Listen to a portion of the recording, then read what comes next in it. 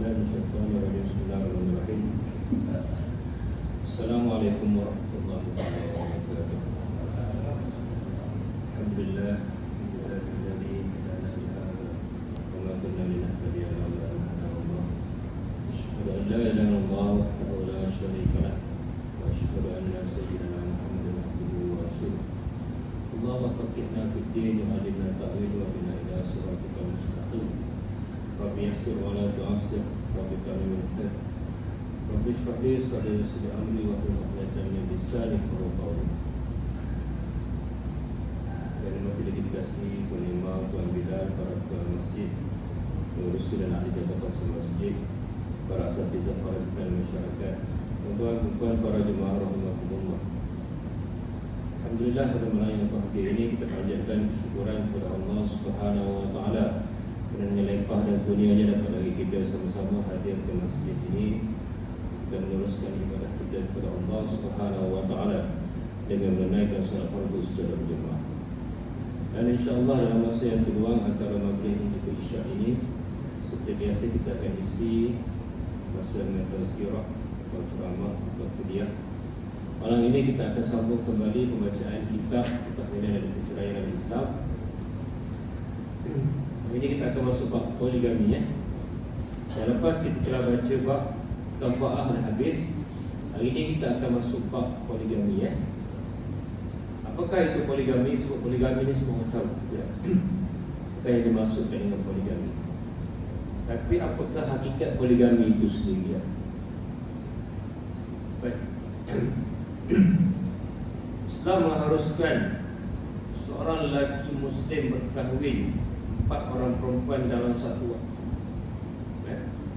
Jadi Islam membenarkan orang lelaki ni kahwin sampai 4 orang dalam satu waktu. Maknanya satu masa boleh ada sampai 4 orang isteri. Kalau nak yang kelima, dia kena ceraikan salah seorang isteri itu. Satu masa hanya boleh 4 orang sahaja. Tetapi poligami ini orang lelaki sahaja, perempuan tak dibenarkan berpoligami. Apabila ia sanggup memelihara dan berlaku adil terhadap isteri-isterinya. Jadi poligami ini dia ada syaratnya. Syaratnya apa? Dia mesti boleh berlaku adil terhadap isteri-isteri. Adil tu adil yang macam mana? Dari soal nafkah. Nafkah kalau kita fahami hakikat nafkah itu dari 2. Satu nafkah zahir dan satu nafkah batin. Kedua-dua nafkah itu mestilah ditunaikan dengan sebaik-baiknya. Tempat tinggal pun kena ada. Sebut tempat tinggal mudah tak? Tapi tempat tinggal kalau 4 orang isteri bukan senang. Tak boleh nak himpunkan 4 orang isteri dalam satu rumah. Melainkan rumah yang cukup besar, setanu boleh lah. Tapi nak 4 orang isteri kena ada 4 biji rumah kalau mampu boleh. Dan pembahagian waktu. Bahagian waktu pun bukan satu perkara yang mudah. Kalau kita seorang isteri pun tak cukup masa lah. Dengan kerja lagi, dengan anak-anak lagi, dengan isteri. Bayangkanlah kalau 4 orang isteri, maknanya kita kena gandakan masa kita itu sampai 4 kali ganda. Apabila khawatir tidak berlaku adil, dilarang kahwin lebih dari 1. Firman Allah Ta'ala, A'udzubillahi minasyaitonir rajim. Wa in khiftum alla tuqsitu fil yatama fankihu ma taba lakum minan nisa'i mathna wa thulatha wa ruba'. Wa in khiftum alla ta'dilu fawahidatan aw ma malakat aymanukum dzalika adna alla ta'ulu.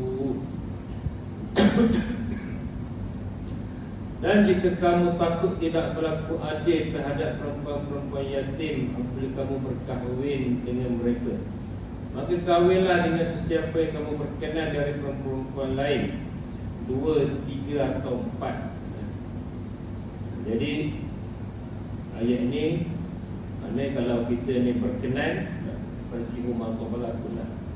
Maknanya kahwinlah daripada yang kita kehendaki lah. Yang dia nak, boleh kahwin 3, boleh kahwin 2, 3 atau 4. Kemudian jika kamu bimbang tidak berlaku adil di antara isteri-isteri kamu, maka berkahwinlah dengan seorang sahaja. Kalau rasa tak boleh adil, 4 tak boleh, 3 tak boleh, 2 tak boleh, kahwinlah seorang sahaja. Atau pakailah hamba-hamba perempuan yang kamu miliki. Kalau zaman Nabi dulu masih boleh memakai hamba. Sebab dia hamba ni dia satu warisan dari zaman berzaman lah. Zaman 10 Islam ni dah rata-rata tahu 10 Islam pada zaman Nabi Muhammad SAW ni, hamba ni dah lama dah. Jadi waktu tu, waktu mula-mula Islam ini disyariatkan oleh Nabi SAW, hamba ni boleh pakai dia. Tapi nak pakai hamba tu kenalah hamba-hamba yang Muslim. Yang demikian itu adalah lebih dekat untuk mencegah supaya kamu tidak melakukan kezaliman. Jadi daripada kita berlaku tidak adil, kita berlaku zalim terhadap lebih dari seorang isteri, lebih baiklah cukup dengan seorang isteri kalau itu sahaja yang kita mampu. Surah Nisa ayat 3.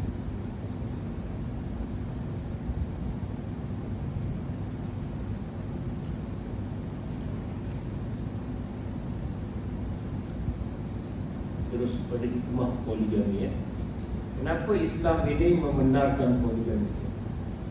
Kadang-kadang ada daripada orang muka Islam, mereka mempertikaikan kenapa Islam ini membenarkan poligami.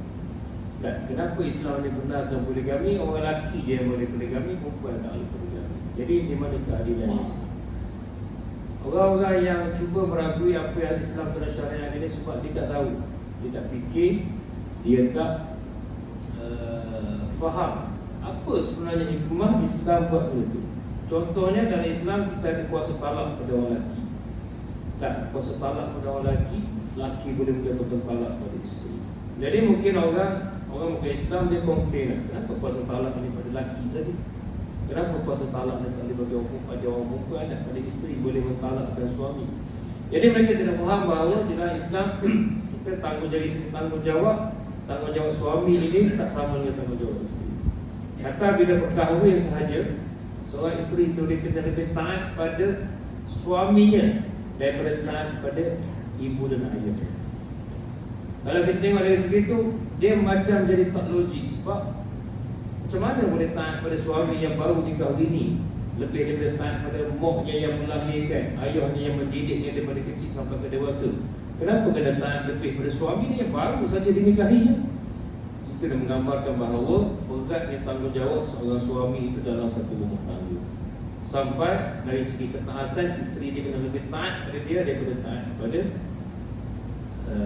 mak ayah. Begitu juga dalam segi pembagian harta pusaka dah. Kenapa anak lelaki boleh dapat 2 bahagian, anak perempuan boleh dapat 1 bahagian? Mungkin orang mempertikaikan, orang Islam mempertikaikan. Tak adil lah kan, orang lelaki boleh dapat, anak lelaki dapat 2, anak perempuan dapat 1. Padahal kadang-kadang sama je anak perempuan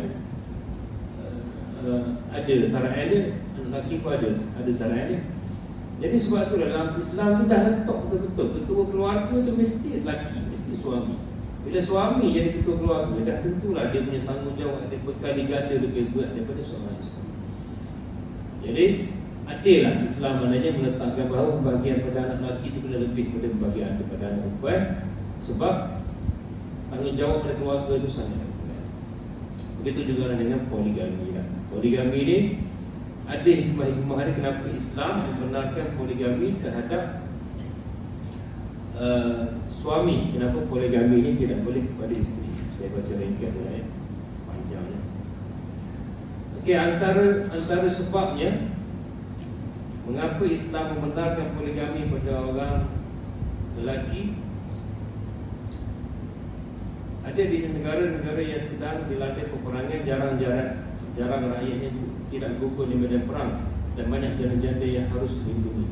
Tidak ada jalan terbaik untuk melindungi mereka selain mengahwini mereka. Zaman sekarang ni, kita ni mungkinlah kita di Malaysia ni kita tidak dilanda peperangan lagi. Tapi kalau di negara-negara yang dilanda peperangan, contohnya Palestin, contohnya Syria, contohnya Palestin, mereka sentiasa dilanda peperangan. Bila berperang, yang berperang ni siapa? Yang berperang ni mesti orang lelaki, lebih pada orang perempuan lagi lah. Tak jumpa lagi mana-mana negara yang tentera perempuan lagi ramai daripada tentera lelaki dah. Dan tentulah tentera lelaki ni lagi ramai daripada tentera perempuan. Dan nama berperang, bila berperang ni risiko mati itu tinggi. Risiko mati itu tinggi. Dan bila berperang ramai yang mati. Dan yang mati itu ramainya orang lelaki. Biasanya yang berperang ni adalah orang lelaki yang dewasa. Bila dewasa itu mesti akan anak isteri tinggal ke rumah. Maknanya bila dia mati atau meninggalkan isterinya menjadi balu, anak-anaknya menjadi anak yatim dia tu, anak yatim. Jadi bila keadaan macam tu akan ramailah isteri-isteri yang menjadi balu sebabkan suami telah gugur di medan peperangan. Jadi bila isteri ini menjadi balu, dia perlukan suatu sokongan dalam hidup dia. Tak dinafikan pada zaman sekarang ni ramai orang perempuan yang dia boleh hidup sendiri. Zaman sekarang ni orang perempuan ramai juga yang dia tak kahwin pun tak apa, dia ada kerjaya sendiri, dia boleh cari duit sendiri, dia harta sendiri, dia ada kerja sendiri, tak kahwin pun tak apa, tak ada masalah. Dan ada juga yang dia kahwin juga, tapi di kahwin tu dia masih ada kerjaya. Sebab tu banyak juga yang kita tengok isteri-isteri yang kematian suami, perceraian suami, dia boleh membujang sampai ke mati. Sebab apa? Dia ada kerjaya sendiri, dia boleh survive, dia boleh hidup sendiri sampai sekarang. Tapi zaman dulu tuan-tuan tak faham, zaman dulu orang perempuan ni jarang yang bekerja, hanya banyak yang menguruskan rumah tangga. Jadi bila menguruskan rumah tangga, mereka tak ada sumber sah, tak ada orang yang nak jaga dia orang macam suami dijaga. Mungkin orang lain, kaum keluarga dia, abang ke kakak, mak ayah boleh tolong sikit, tapi siapa yang sanggup menanggung dia 24 jam sehari, setiap bulan, kita tahu tak ada orang yang sanggup menanggung melainkan suami dia saja. Sebab tu, tapi kalau nak suami belum tentu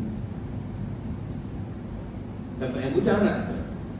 Sebab tu dia longgarkan syarat pada Islam membenarkan suami berkahwin sampai 2, 3 atau 4, antara puncanya adalah untuk mengahwini janda-janda yang suaminya gugur di medan pertempuran. Antara hikmahnya lain, di beberapa negara penduduk wanitanya lebih ramai daripada lelaki.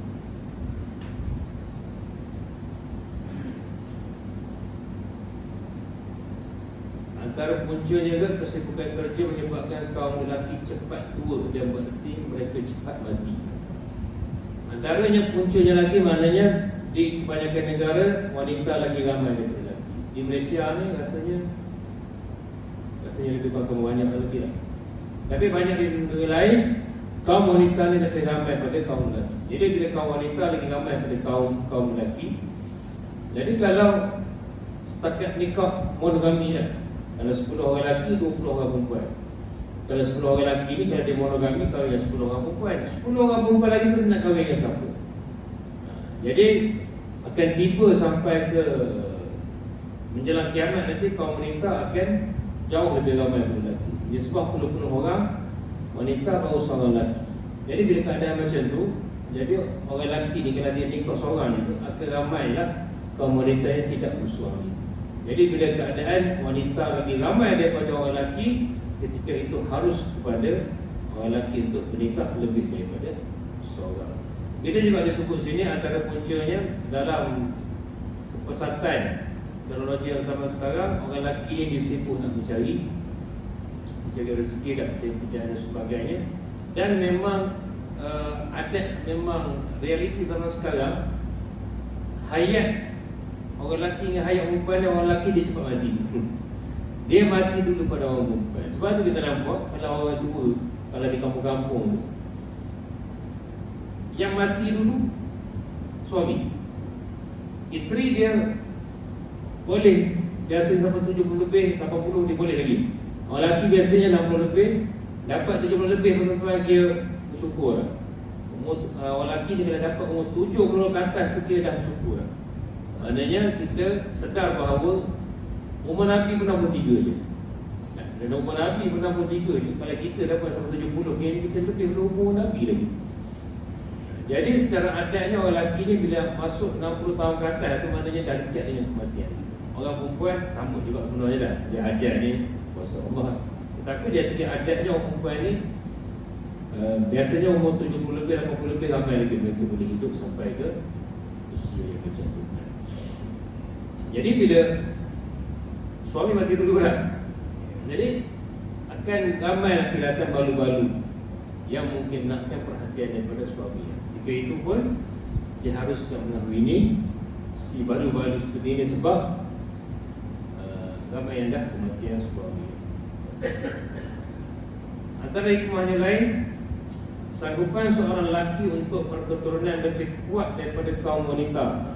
Jadi orang lelaki ni dia lebih nak berketurunan, maksudnya dia lebih nak zuriat dia lebih banyak. Orang perempuan dia boleh cakap tak? Boleh lah. Bukan awak yang beranak dah, aku yang beranak. Bukan orang perempuan dia mungkin dari segi keinginan dia untuk melahirkan anak tu mungkin tak banyak. Tapi orang lelaki ni dia no limit. Mana seberapa ramai anak yang dapat lagi dia suka sebab dia nak zuriat dia tu ramai. Sedangkan kaum wanita tidak mahu melaksanakan waktu sedang haid, nifas, hamil dan waktu menyusui. Dan orang perempuan dia banyak masa-masa yang dia agak lemah. Contohnya masa haid, masa hamil, waktu nifas, waktu menyusui lah. Jadi keinginan dia tu untuk lebih berketurunan tu, untuk lebih melahirkan zuriat tu tak sekuat orang lelaki. Orang lelaki ni kalau boleh dia seberapa ramai anak dapat pun lagi dia suka. Katakanlah orang isteri tu, anak isteri pertama dapat 3-4 orang anak, isteri kedua dapat 3-4 orang anak, isteri ketiga 3-4 orang anak, isteri keempat 3-4 orang anak. Jadi dapat anak dia belah-belah orang. Jadi dia seronok dengan keadaannya anak ramai. Ini biasa kehendak orang lelaki, dia nak ke ramai anak. Tapi orang perempuan mungkin ada segi sebab dia melahirkan anak, dia tahu nak melahirkan orang tu susah lah. Jadi mungkin dia tak sanggup nak melahirkan seberapa ramai anak yang dikehendaki oleh si suami dia. Kalau kita tengok zaman tuan-tuan pun tak tu, zaman ayah tu kita dulu dah. Anak mungkin tuan-tuan ada adik-beradik sama belah-belah orang lah. Zaman dulu biasa lah, adik-beradik sama belah-belah orang biasa. Mak ayah kita dulu mak kita dulu melahirkan anak yang ramai. Biasa belah-belah orang tu biasa. Nah, aku punca orang zaman dulu boleh beranak ramai. Orang zaman sekarang nak dapat 5 orang tu pun majoriti rasanya kawan-kawan saya yang sebaya dengan saya, bawah umur 50, bawah umur 60 ni. Biasa 5 orang je. Standard 5 orang je. Tak jarang lebih daripada 5 orang. Kalau lebih pun paling kuat 6 orang. Jarang lebih daripada tu. 5 ke 6 orang je yang biasa. Kalau ketika yang bawah-bawah saya umur 30-an pun 2 orang 3 orang je. Jadi makin lama keinginan untuk beranak ramai dia makin kurang. Mungkin antaranya dari segi kewangan antara isu yang paling utama menyebabkan pasangan-pasangan muda zaman sekarang orang tak berani nak beranak ramai. Sebab kalau dapat anak ramai, kalau tak ada jaga, tak mampu tanggung, lagi teruk berat. Dia tak payah beranak. Tapi dari satu segi kita kena fikir bahawa itu adalah rezeki dari Allah SWT. Anak ramai pun kalau zaman mak ayah kita dulu, nenek kita anak ramai pun mereka masih tetap boleh sara, boleh jaga. Sebab mereka percaya pada kuasa rezeki daripada Allah Ta'ala. Sanggupan wanita untuk berketurunan terbatas sampai 40 hingga 50, sedangkan kalau lelaki sanggup sampai umur 60. Jadi biasanya para isteri ni dia umur yang disyorkan untuk beranak 40 tahun ke bawah. Kalau 40 tahun ke atas ni tak digalakkan, sangat berbahaya. Sebab 40 tahun ke atas, para ibu ni, para isteri ni dia macam-macam penyakit kan. Ada penyakit kencemaran, darah tinggi, penyakit kolesterol, apa benda, gemuk yang melampau. Jadi macam-macam penyakit dia, mana doktor tak sarankan supaya beranak. Sebab macam-macam penyakit 40 tahun ke bawah, okey. Jadi orang lelaki, para suami dia kadang-kadang dia punya keinginan dia tu nak dapat anak ni sampai umur 60 tahun pun dia nak lagi. Dia nak lagi. Mana kalau dia masih ada kemampuan dari segi fizikal mental, maknanya Isteri dia tak mampu. Sampai satu ketika isteri dia tak mampu, dia nakkan lagi anak. Isteri dia umur, katakanlah sebaya dah. Isteri dia umur 40, dia umur 40. Umur 40 dia nak anak lagi. Isteri dia kata, "Abang, saya tak layak dah, bang. Saya macam-macam penyakit, saya tak berani lah mengandung." Suami kata, "Aku nak anak lagi." Dah macam mana? Maknanya bila suami nak anak, isteri tak mampu lagi untuk beranak, ketika itu haruslah si suami untuk menikah lagi untuk mendapatkan lagi zuriat. Kadang-kadang ada suami punya isteri mandul atau penyakit tidak dapat harap sembuh. Kadang-kadang kita tengok ada yang mereka kahwin beberapa tahun tak dapat anak. Bila cek-cek ada keadaannya isteri yang mandul, suami benih dia subur. Jadi bila keadaan macam tu, sebab perkahwinan ni semua orang nakkan zuriat mereka. Tak ada orang nak kahwin, tak apalah kita kahwin, memang kita tak nak anak, kita nak duduk dua sampai akhir hayat. Tak ada. Orang bila berkahwin, dia pasti nak anak. Itu dia punya kehendak normal dalam perkahwinan. Melainkan dia nak anak tapi tak dapat anak. Jadi bila kalau cek katakanlah isteri itu mandul, suami itu subur, jadi menjadi suatu keharusan untuk suami menikah lagi untuk mendapatkan zuriat daripada isteri yang baru.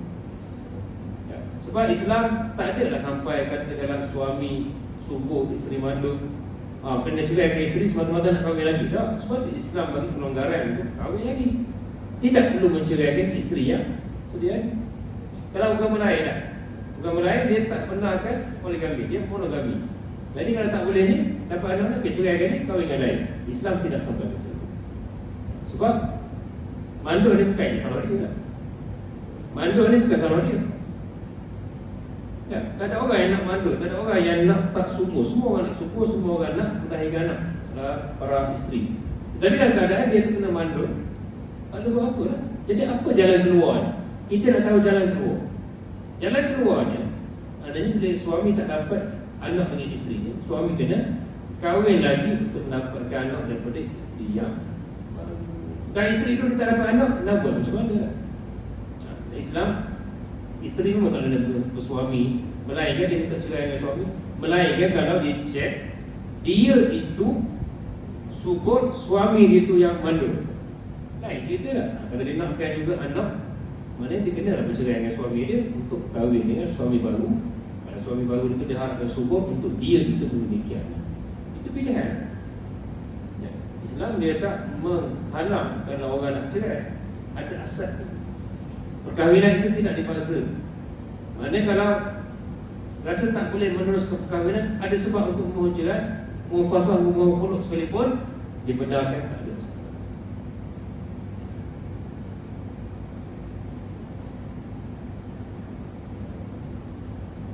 Kadang-kadang terdapat lelaki yang jiwanya, fiziknya sangat kuat nafsu berahinya. Kadang-kadang mungkin juga mendapat suami yang nafsu dia terlalu kuat. Ia belum puas kalau hanya dilayani oleh seorang isteri, maka sebagai gantinya agar dia tidak memiliki perempuan simpanan yang akan merosakkan moralnya. Maknanya ambil jalan yang halal, itu poligami. Kemungkinan juga isteri itu mendapat suami yang nafsu kuat. Nafsu kuat ini bukan cerita dia setubuh tu berapa kali. Maknanya dia dalam keadaan yang terlalu kerap. Terlalu kerap dia bersetubuh dengan isteri dia sampai isteri dia tidak mampu untuk melayani nafsu dia. Mungkin satu malam berkali-kali, tiap-tiap hari bersetubuh, lepas tu sekali bersetubuh lama, lepas tu bersetubuh lagi. Maknanya dia terlalu kuat nafsunya. Maknanya dalam keadaan terlalu kuat, mungkin isteri dia tak mampu, isteri tak berdaya untuk melayan nafsu suami yang terlalu kuat. Jadi pada keadaan macam tu, haruslah juga suami itu berpoligami untuk menyalurkan hawa nafsunya ke tempat yang halal. Sebab apa? Kalau dikekang hawa nafsu, isteri tak mampu, suami nak lagi, suami tak boleh kahwin lain. Jadi di mana suami akan melepaskan nafsunya? Tak tentu suami akan melepaskan pada jalan yang haram. Jadi Islam nak halang daripada penganut yang ini berzina. Jadi macam mana nak halang daripada berzina? Itulah caranya, mesti benarkan suami kahwin lagi. Dia bukan melayan, dia biar berzina daripada kahwin lain. Berzina, yang penting jangan kahwin lain.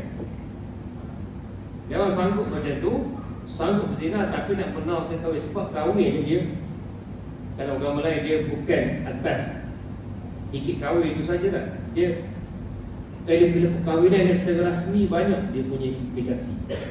Antaranya soal harta. Kalau suami dia kaya dah, cuma suami dia kahwin lah, memang dia tak bagilah. Sebab apa?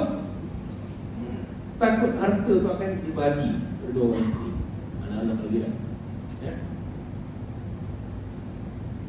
Okay, itulah antaranya sebab-sebab yang diharuskan berpoligami. Baik. Kita tengok dari segi giliran. Kalau nak berpoligami, kena pandai menggilirkan. Antaranya penggiliran dari segi masa. Kita tengok giliran malam hari. Asas pada giliran bagi mereka bekerja siang hari ialah malam. Kalau orang kerja waktu siang hari, maknanya tempoh dia bergilir dengan isteri dia ada waktu malam. Waktu siang tu dia bergilir sebab dia memang bekerja.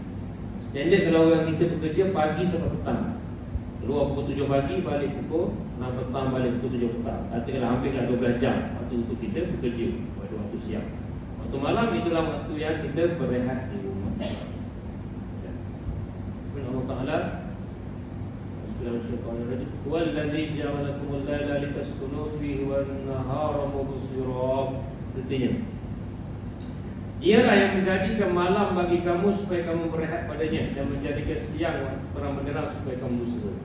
Surah Yunus ayat 67. Jadi normal dia punya kebiasaan hidup manusia ni, waktu siang dia akan bekerja, waktu malam dia akan berehat. Ini hidup yang normal. Tak nafikan ada juga orang bekerja malam, siang dia berehat. Ada juga orang dia bekerja siang, ada juga yang bekerja siang sampai malam sampai pagi besok, ada juga. Contohnya orang kerja gak ada pegawai keselamatan, dia kerja malam 12 jam. Kadang-kadang kalau dia nak ganti shift atau pegawai dia tetap datang untuk tugas, dia terpaksa ambil 2 shift sekalipun. Maknanya straight 24 jam. Mana siang kerja, malam kerja. Tapi ni kita cerita orang yang kerja malam, orang yang kerja siang macam mana. Okay.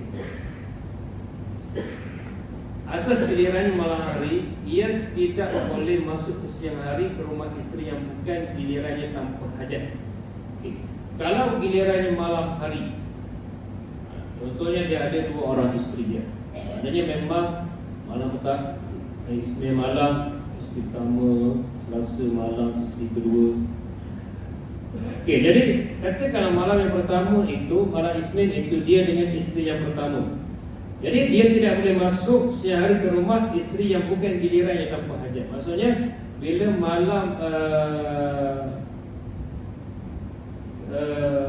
kalau malam ni isteri pertama, malam esok isteri yang kedua, waktu siang hari, waktu dia bekerja tu pun dia tidak boleh masuk ke isteri yang bukan gilirannya tanpa hajat. Haram hukumnya kerana perbuatan itu membatalkan hak isteri yang punya giliran. Biar nama giliran malam hari, tapi malam tu kira 24 jam lah. Jadi siang sampai ke malam, sampai ke pagi esok, barulah pergi ke isteri yang nombor 2. Cuma waktu siang ni memang dia sebut malam hari, sebut waktu siang ni memang waktu dia bekerja lah. Waktu dia bekerja memang biasanya dia memang tidak berada di rumah lah. Tetapi kalau dia berada di rumah, dia kena berada di rumah yang giliran malam tu. Kalau dilakukan juga dan lama boleh terhentinya di situ, maka wajib yang menggantikan untuk isteri yang punya giliran sekadar masa diam itu.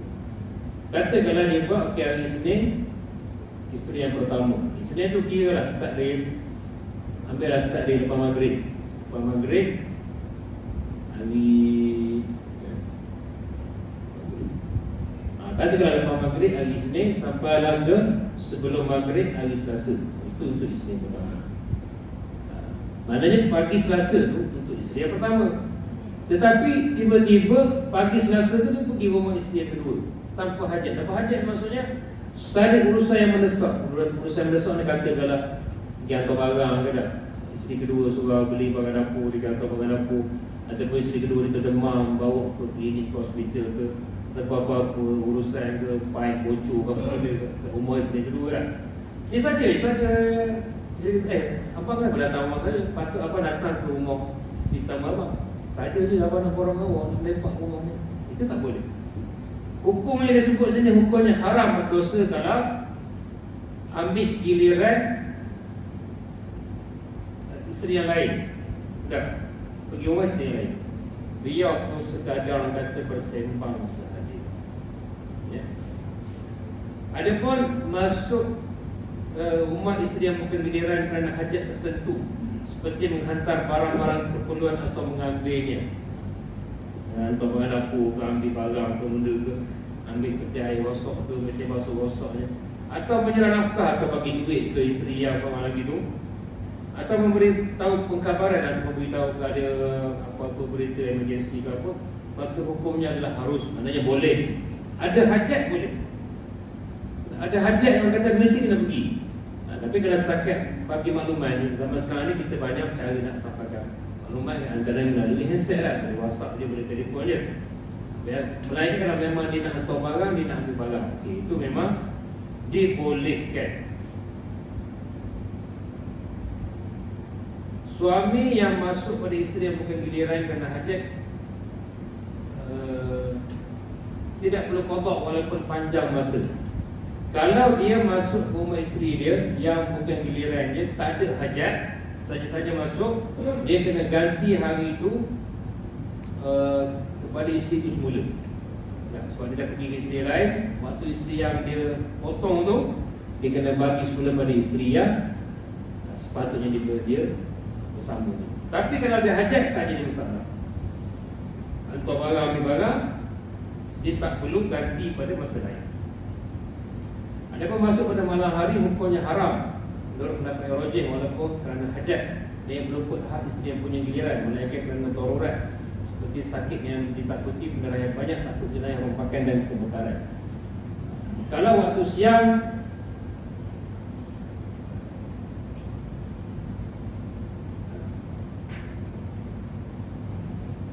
pun haram, waktu malam pun haram juga, walaupun dengan hajat. Maknanya hajat tu kalau nak pergi, katakanlah malam ni waktu isteri yang pertama, tiba-tiba malam tu dia pergi rumah isteri yang kedua, sekadar orang kata urusan yang tidak begitu penting, mungkin hantar barang dan sebagainya, sembang itu disebut sini haram. Yang bolehnya kalau sakit yang ditakuti, maksudnya sakit buaya lah, mungkin giliran isteri pertama tapi isteri kedua tu sakit demam panas buaya dah, sakit tu dia terpaksa lah ambil isteri dia tu waktu malam, balik kerja, pergi klinik, pergi hospital. Itu boleh sebab sakit, pendarahan yang banyak, sakit juga, takut jenayah rompakan dan kebakaran. Ataupun mungkin ketika itu banyak kek rompok kat situ kan, banyak kek pecah rumah, mungkin dia pergi sekejap rumah isteri yang seorang lagi tu tengah malam, tengok keadaan macam mana, okey balik semula. Tu pagi pergi semula, sekadar dia nak tengok, nak pastikan dia sikit keselamatan. Ataupun kebakaran, ataupun berlaku kebakaran ke, banjir ke apa-apalah, ribut ke apa, benda yang emergency, dibenarkan. Akan tapi jika panjang masa berada di situ, pada hurufnya wajib yang qada bagi isteri yang digilirkan. Tapi kalau dia pergi itu terlalu lama, katakanlah isteri itu sakit lah, sakit, dia bawa ke wad kecemasan sepanjang malam, start dari lepas maghrib sampai lah ke subuh besok. Patutnya masa tu kepada isteri pertama, tapi sebab isteri kedua itu sakit, dia bawa ke hospital, habis sehari itu masa dia dengan isteri yang kedua. Jadi bila dia menghabiskan terlalu banyak masa kepada isteri yang bukan gilirannya, maka bila tiba giliran isteri yang dia ambil masa tu, giliran itu kena bagi pada isteri yang dia ambil masa itu. Kalau sekadar tidak panjang, tidak wajib qada kerana sedikit.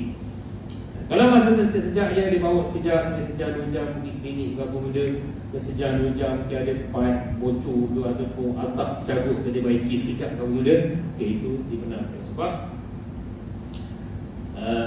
masa yang singkat. Demikian juga jika bersetubuh dengan isteri yang bukan gilirannya, hukumnya berdosa walaupun singkat masanya dan kerana darurat sekalipun.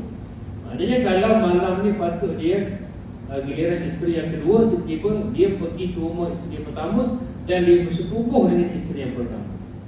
Jadi persetubuhan dengan isteri ini dia suatu perkara yang harus. Tetapi bila bersetubuh dengan isteri yang bukan gilirannya, dia jadi hukumnya haram dan berdosa. Tetapi bukan zina. Dia berdosa tapi dia bukan zina sebab memang isteri dia. Cuma ketika itu bukan gilirannya, mengambil giliran orang lain, jadi berdosa. Dia pun duduk di isteri dia, tapi memang giliran sebab tu orang kami bukan senang tak? Giliran tu wajib dipatuhi. Tak boleh orang kata potong-potong, orang kata patut sini dia pergi sini, patut sini pergi sini, dia tipu sana tipu sini, macam-macam alasan kamu. Memang kalau hak isteri tu hak isteri tu lah. Kalau ada kawan saya dia buat gini, dia buat 2 hari. Okey kan? 2 hari isteri pertama, 2 hari isteri kedua. Kalau kata kalau dia pergi kursus 2 hari, tanya tu isteri pertama, luputlah masa isteri yang pertama, terima kasih ya. Syarat maknanya pembahagian itu kedua isteri itu setuju lah. Pada asalnya kedua setuju. Kalau kemudian dia tak setuju tu lain lah. Maknanya asalnya pembahagian suami dia tu buat tu dia mesti setuju. Maknanya kalau suami dia tu dia bersetubuh dengan isteri yang bukan gilirannya berdosa, dia tidak boleh mengambil giliran isteri yang seorang lagi.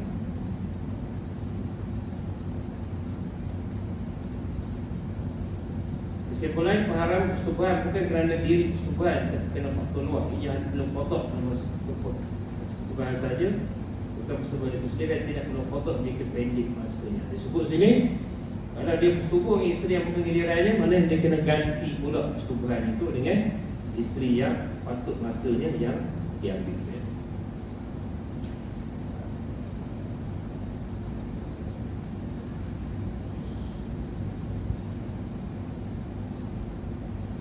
Giliran siang hari. Adapun suami asas giliran siang hari seperti pengawal malam hari tidak boleh dibahagikan siang hari seperti dibahagikan malam, giliran malam hari. Ada juga orang yang bekerja malam, pengawal keselamatan kan? Dia memang kerja malam. Memang kena share dia malam itu.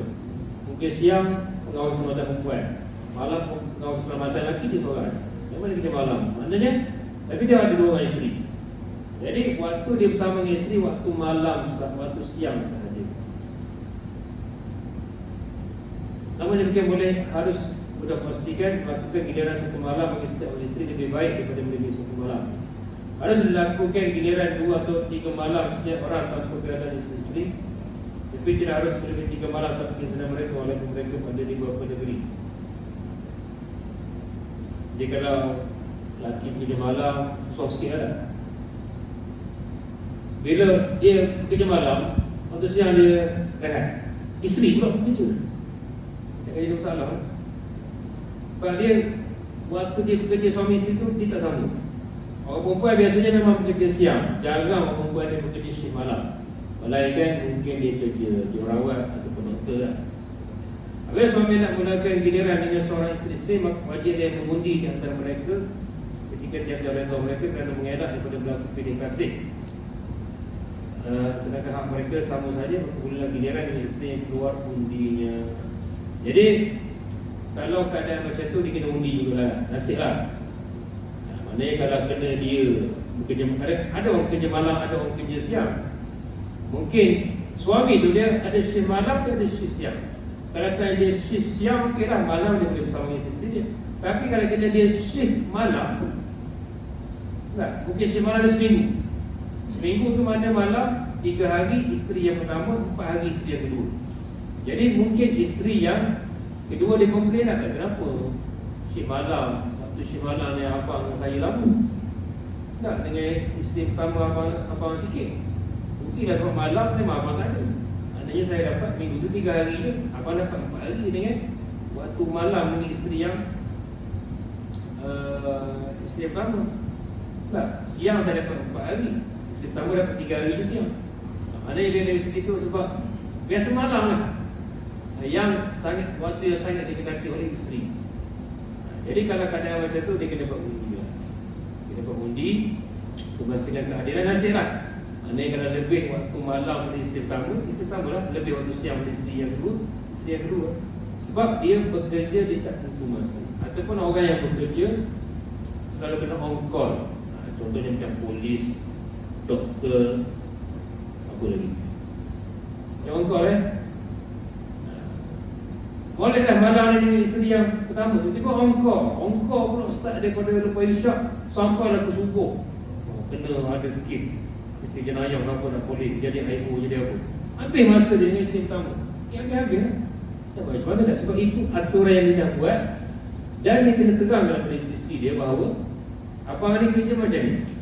Kalau tiba abang on call masa awak, nasib lah. Kalau abang kerja masa awak ni, nasib lah. Dia tak sama. Dan on call ni dia memang kata nasib lah. Kalau bila tiba time isteri pertama ni on call, isteri pertama ni on call, isteri kedua tak ada on call, nasib lah. Syaratnya memang on call betul lah. Bukannya dia saja buat on call, kata ni ya, on call ni. Bila tiba ni isteri pertama, betul tak isteri pertama tu tua lah. Isteri pertama okey, apa on call. Padahal dia di rumah isteri kedua. Macam tu tak boleh lah. Itu dosa lah. Sebab dia dah mengambil masa isteri yang seorang lagi. Ni pun kena tu juga kan. Ramai yang dia pandai pelik. Dia kata on call lah, dia kata tu lah, dia kata ni nak apa benda. Padahal dia nak di rumah isteri yang seorang lagi. Inilah dari segi kejujuran itu penting lah. Isteri boleh tipu dah, tapi Allah kita tak boleh nak. Saya nak tipu. Okey, sikit. Suami yang bermusafir bersama salah seorang isteri saja. Macam mana kalau suami tu dia pergi musafir, pergi kerja keluar, pergi kursus kan, nak bawa isteri yang mana, pergi berjalan nak bawa isteri yang mana. Bila suami nak bermusafir dengan salah seorang isteri saja, hendaklah ia membuat undian ketika uji perbalahan. Jadi kalau tiba-tiba suami nak pergi seminar dekat Langkawi seminggu, dua isteri ni, bang, saya nak bang. Bang, saya nak ikut dia. Dah sampai jadi pening kan? Mana satu lah. Kita dah buat dua-dua. Bila hotel satunya susahlah dua orang isteri duduk dalam satu bilik lah. Jadi kita bawa seorang dia. Bila dua-dua nak kena bawa seorang, suami akan keluar dengan isteri yang keluar undinya. Jadi maknanya suami akan undi dan bagi adik kena undi. Jangan pilih sendiri. Tak apalah, abang pilih isteri yang kedua dah. Tu isteri suami mereka nak ambil isteri muda lah. Tak boleh, kena undi. Nasib lah siapa yang dapat lah. Mana yang dapat tu kan, yang tak dapat tu dia kena terima lah bahawa itu adalah undi. Ataupun kalau dia nak buat, tak apalah abang, minggu ni abang pergi ke Langkawi, minggu depan abang pergi ke Sarawak pula. Okey, minggu pertama abang bawa, minggu ni abang bawa isteri pertama, minggu depan abang bawa isteri kedua. Itu tak apalah. Tapi ada kata memang sekali tu je khusus. Jadi dia kena buat undi.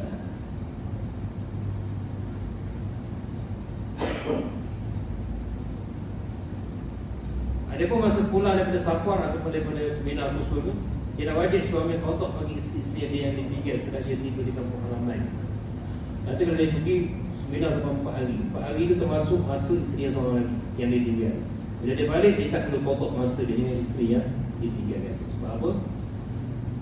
Sebab musafir ni dia buat lain. Sebab musafir ni dia tak termasuk dalam pembahagian giliran malam hari. Sekali lagi pengantin baru dalam poligami. Macam mana kalau pengantin baru? Ni kena dengan boleh ni. Siapa yang berhajat lagi? Apabila suami berkahwin dengan isteri yang baru, ini kalau tuan-tuan dia kahwin baru, wajib ia bermalam dengan isteri anak dara. Kalau tuan-tuan kahwin dengan anak dara, wajib bermalam 7 malam berturut-turut. Katakanlah dah, untuk imam kita, katakanlah untuk imam kita kahwin dengan anak dara. Lepas kahwin tu 7 malam kena dengan isteri baru. Wajib disebut sini. Dan tidak wajib khotob bagi isteri-isteri yang sedia ada. Mana kalau dah ada 2 orang isteri dah, ni yang ketiga, kahwin pula dengan anak dara, 7 malam dia dengan anak dara. Yang isteri ada 2 orang lagi ni memang kena redha je lah. Mana tak perlu ganti. Mana lepas pada 7 malam itu barulah dia buat giliran semula. Untuk kahwin dengan anak dara. Dia ada sebab ada anak dara. Anak dara ni dia lain lah. Dia tak pernah merasa alam perkahwinan. Dia nakkan 7 hari tu lah, termasuk nak berbulan madu ke apa, ambil tu 7 hari. Senang sikit. Anak dara ni pun dah nak bulan madu, nak apa, nak jalan sana sini ke apa dah. Jadi bagi tu 7 hari. Ada isteri yang pertama kedua ni kena, pertama kedua ada ketiga ni kena redha lah. Redha lah sebab suami kahwin dengan anak dara lah. Tetapi jika isteri baru itu janda dalam hidup malam dengannya 3 malam berturut-turut sahaja. Mana kalau kahwin dengan isteri yang 3 tempat tu, dengan janda atau pembalu 3 malam sahaja dibenarkan. Lepas pada 3 malam, bolehlah isteri yang lain itu menuntut semula untuk buat jadual baru. Mana kena bagi dulu dia menghabiskan bulan madu dia tu dengan anak dara 7 hari ataupun dengan janda 3 hari, baru boleh buat jadual semula.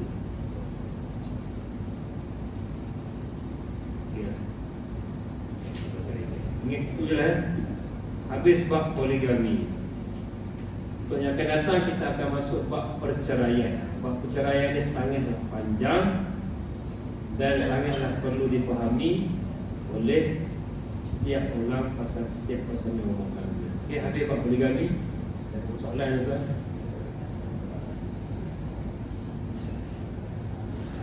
Okey, apa-apa kita sekadar sajalah untuk hari ini. InsyaAllah apa yang saya sampaikan akan menjadi panduan dalam kita untuk keluarga yang bahagia. Assalamualaikum warahmatullahi wabarakatuh. Waalaikumsalam warahmatullahi wabarakatuh.